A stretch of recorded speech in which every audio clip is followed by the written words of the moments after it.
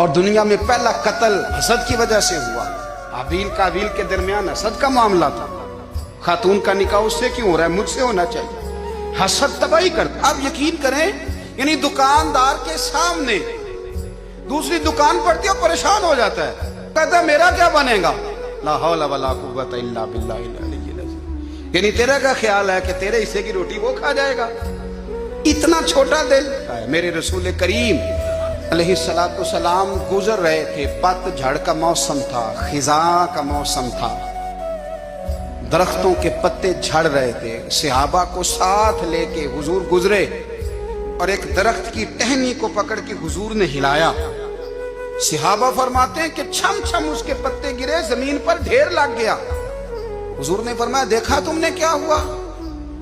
हुजूर हाँ। फरमाया कितनी तेजी से पत्ते झड़े हैं, सिर्फ तना रह गया है और खाली टहनियां रह गई हैं, कोई हुस्न बचा है? हुजूर नहीं। तो नबी करीम फरमाने लगे जो हसद करता है ना, उसकी नेकियां भी इसी तरह झड़ जाती हैं।